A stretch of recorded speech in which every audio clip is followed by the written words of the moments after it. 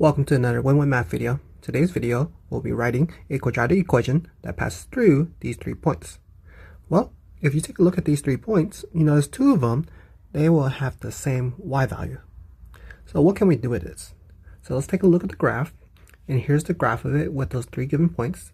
Let's take this graph and let's translate this graph down by 1 unit so that instead of having -4, 1 and 1, 1, now we have -4, 0 and 1, 0. Hence, we have 2 x-intercepts.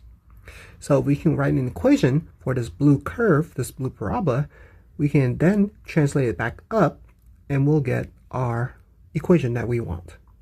So we'll need to write the equation for this blue curve. Let's call that g of x. That g of x will be alpha of x minus 1. So if we translate every point down by 1 unit, -4, 1 will translate down to -4, 0. 1, 1 will translate down to 1, 0, and -3, -1 will translate down to -3, -2. Next, we'll write an equation for g of x using the 2 x-intercepts. So we'll have g of x is equal to some a value times x minus -4 times x minus 1. And then we'll use the -3, -2 and substitute in where x is -3 and y is -2. We'll simplify this and then divide both sides by -4 to get a to be -2 over -4, or a is equal to 1/2. Therefore, g of x is 1/2 times x plus 4 times x minus 1. And now we just need to write an equation for f of x, which is the equation that we want.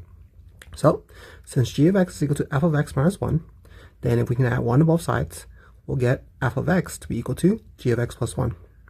We'll substitute in the g of x that we have, and we have 1/2 times x plus 4 times x minus 1 plus 1, and that is our equation. If you want it in standard form, we can expand out the blue portion and then combine like terms to get f of x to be 1/2 x squared plus 3/2 x minus 1 in standard form.